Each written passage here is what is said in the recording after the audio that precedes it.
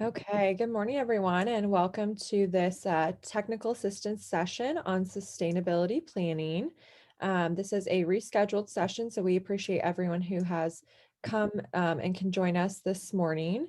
My name is Kirsten Bayer with the Illinois Center for Specialized Professional Support at Illinois State University, and I will be the moderator and today's tech support. So please feel free to reach out to me should you experience any technology issues. Just a couple of housekeeping things before we get started this morning. As a reminder, all participants on this webinar are in listen-only mode and you cannot unmute yourselves, but if you have questions or comments or concerns as the webinar proceeds, please post those in the chat or the Q&A and we will address those at the end of the session during a live Q&A facilitation.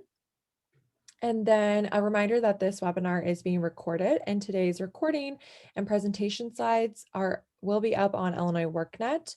The presentation slides are already up there and I will post that link in the chat momentarily if you would like to access those presentation slides that we will be facilitating today. And then the recording will be up within 48 working hours. So it will be up no later than Tuesday.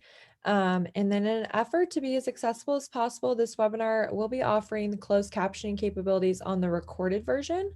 So if you feel you need closed captioning capabilities, please access those on the recorded YouTube version.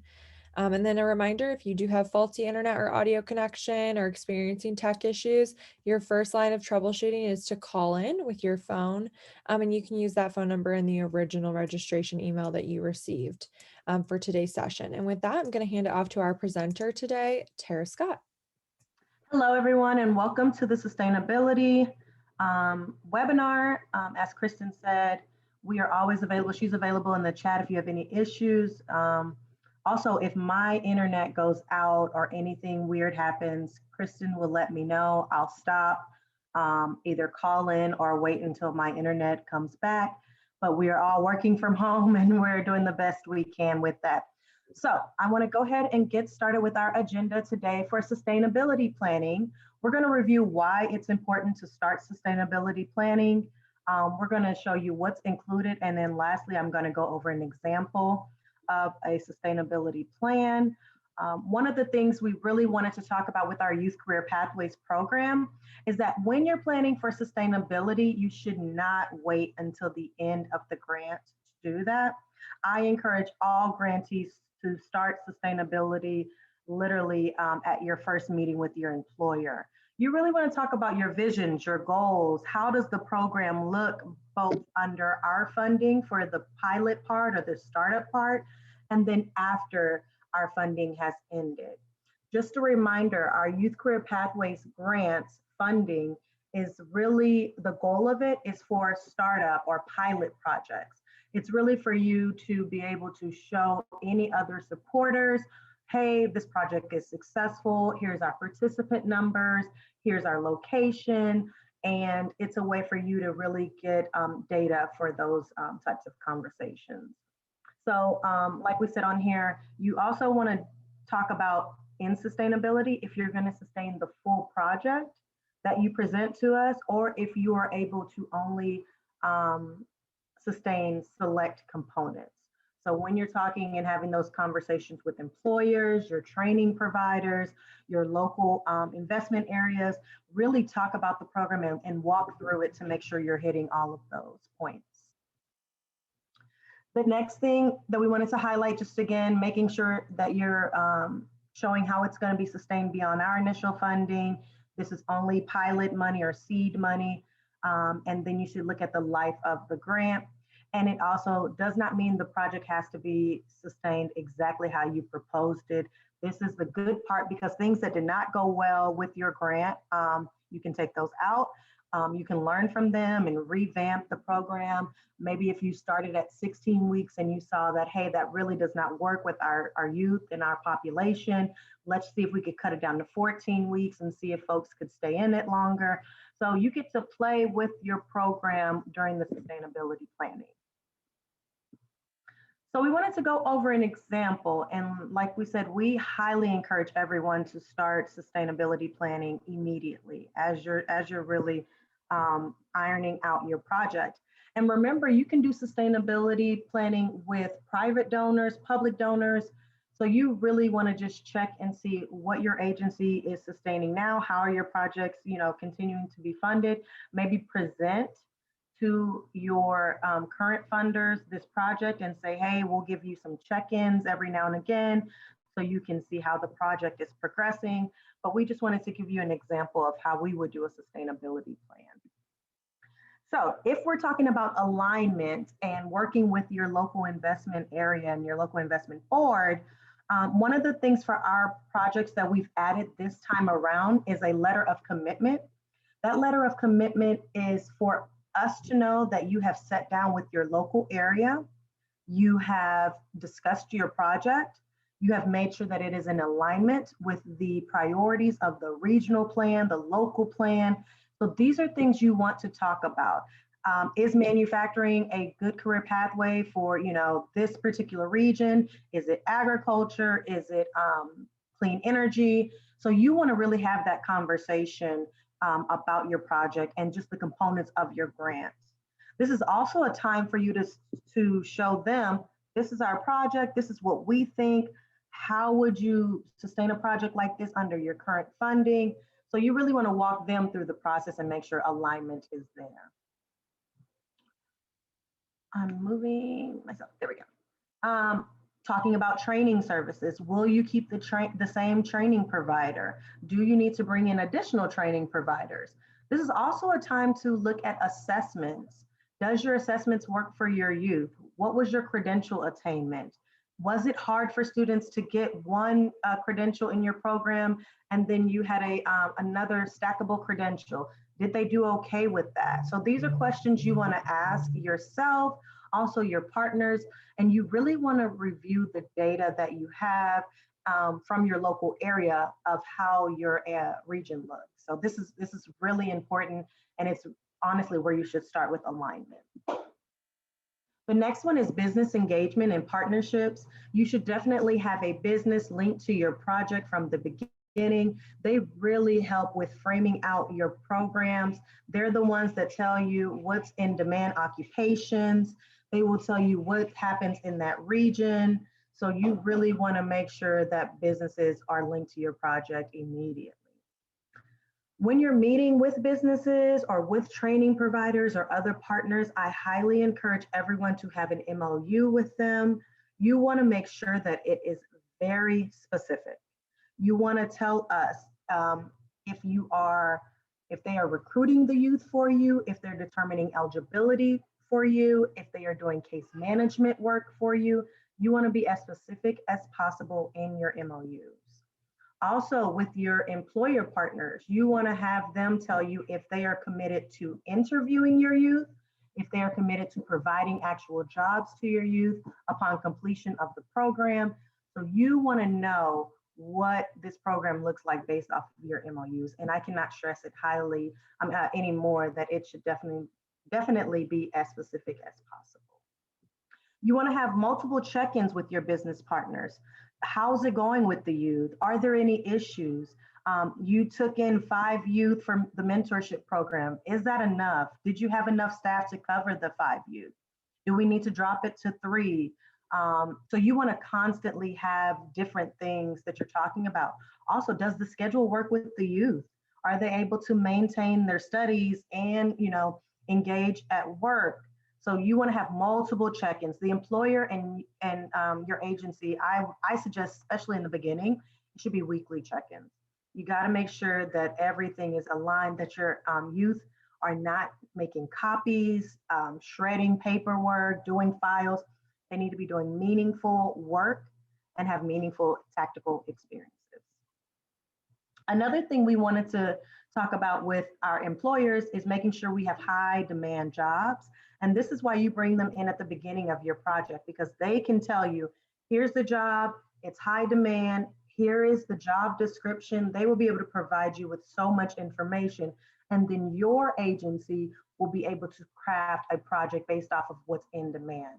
Also, they should be able to provide some labor market information for you, or you can provide that and just make sure that it is correct based off of the employer's experience. I also encourage grantees to have multiple business members on your projects. Just in case anything happens, we are, as you all know, in the middle of COVID. And so you just want to have multiple opportunities for your youth to get a work experience. Make sure that you're updating your MOU or your letter of commitment at the at the end of the project. Make sure it still works for the employer or the training provider. So we just wanted to kind of craft out those main points when you're having those conversations. The next thing, when you're talking about your target populations and disproportionately impacted areas, you want to see if the target group that you selected, either in school or out of school youth, still work for you. If the age group you selected still works for your agency. You want to make sure that you are providing services to WIOA youth. So we have on our website the actual definitions of WIOA out of school and in school youth listed on the website. I highly encourage everyone to look at it. I will give you the website at the end of the presentation as well. Another thing you would look at is the needs of the community and how your project is talking to that need. The last thing, if you're using the census, free and reduced lunch, SNAP programs, or unemployment rates to justify your program, please make sure you're keeping up with those data sets and just making sure there is a continual need for your program. Career planning is really important when you're dealing with youth. All youth in our programs must have a career plan. Some agencies call it an ISS, but at the end of the day, it is a case manager sitting down with the youth, understanding their goals for themselves, what the program can offer, and you're doing goals each time with them. You're reviewing the goals, you're making sure you're having meaningful two-way conversations with them. If it's over the phone, by email, checking in. So career planning is really, really important. You want to identify your staff and determine your eligibility for case management services. When you are in the sustainability part of your project, you're trying to see, do we keep the same staff? Do we keep them at the same level? Do they need additional support? We have one person working on this grant. We really needed two. So this is the time for you to do some feedback. Also, I encourage every agency to have frontline staff members on this grant. It is very, very, very important that you get that immediate feedback from them. They will be able to tell you if it's feasible for you to have 30 participants, 50 participants, 100 participants. So please make sure your frontline staff, your case managers, your recruitment team, please make sure they're in on those initial meetings about this project. And then like we talked about, just reviewing the career plans, updating goals as needed is really, really important for sustainability. Data collection and analysis. So these on the left, you have the 5 performance measures. We actually had performance measure technical assistance yesterday. So if you missed that webinar, please go to our website underneath technical assistance. All of them are linked, and this is actually the last session. So if you missed anything, please go back and look at those. I also encourage agencies, if you have not, please start at the first one, which is the bidders conference. Please review that because it talks about the entire NOFO. So you want to make sure you're still hitting your youth performance measures. You want to review that. Again, the main thing that I always like to point out is credential attainment and also your measurable skill gains. Was it easy for your students to get measurable skill gains if they're sending transcripts or anything like that? If they've increased their scores on the assessments that you've used, if you're using the TABE test. So these are things you want to see how that worked out for your agency. You want to review your past performance. You want to analyze ways to improve the performance. And then you want to review your target population and data trends. So all of this is conversations you should be having with your local partners and really talking about it as your project is developing. I encourage everyone to do that because then you'll have a funder see a big picture of your project instead of at the end waiting and trying to show them everything and they don't understand the project or the progress that you've made. Talking about funding and resources is very important. Looking at the training dollars that you spent, looking at the staff cost, how much work experience cost for this program. Remember, for these grants, work experience has to be 20% of the overall budget. So I always encourage grantees to make sure that 20% is there, looking at what type of supportive services that you gave your youth, whether that was in-house or out of your agency, and seeing did those partnerships work well with those agencies. Was it easy communicating with them? Did you have to track them down or make sure that they called your youth back? These are conversations you have to have with your partners. Also, if there's any fees with getting students credentials, you want to make sure you have all of those dollars added up so you can keep track of that. And then when you're talking about your local workforce area, they will be able to say, okay, we can use our formula dollars for this part of your grant. So this is why it's really important to have the input from your local area, because maybe there's something that they could offset for this grant for you in regards to funding. So I always encourage people to have those conversations. And like I said, multiple with your local workforce partners or with your private donors. You know, some of them may say, hey, I'm only here to help with supportive services, and I will give $20,000 for that. Show me what your agency has done with supportive services thus far. So you want to make sure you're keeping a track of that as well, and that you have that material to share. And then in closing, I wanted to show the website again. So it is Illinois WorkNet, and then it's 2021 Youth NOFO. Remember, the applications are due April 1st. But I always encourage everyone, please submit them before the 1st. We are working at home. Internet is in and out for most folks. So please make sure you submit it way before the 1st if you can. Please make sure it's going to the correct email address. It should not be sent to me personally. It should be sent to the email that we've provided. We are looking to start these grants in July of this year, and we want to award $3 to $4 million. The average range for these grants would be $250,000 to $500,000. And we want to make sure that you think about your participant numbers, what's feasible for your agency, and just your overall project. So we are done with the presentation, but I want to go ahead and take, I think I see a couple questions. I think that was just me, Tara, in the chat posting Oh, the links. I thought I had 2 questions. So if there's anyone, if you have any questions, let us know in the chat. Again, my name is Tara Scott. I am always available.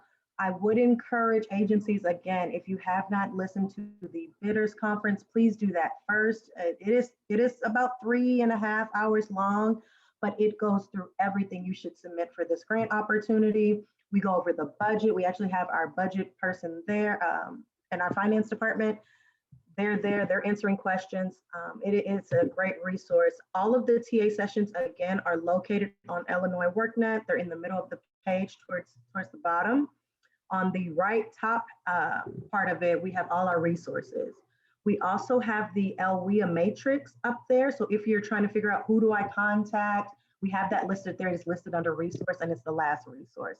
So it will give you exactly where you're located in the region and who the contact person is, and I gave you their email, phone number, everything, so that you can get in contact with them about your project.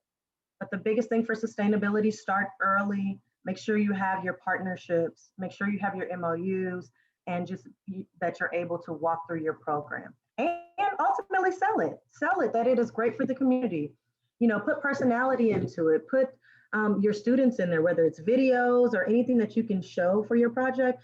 I would say have personality. That makes a project stand out. And I cannot say it enough, make sure it's innovative. We want to see something, you know, that we haven't seen before, and we really want to give the initial pilot funds and seed money for that project.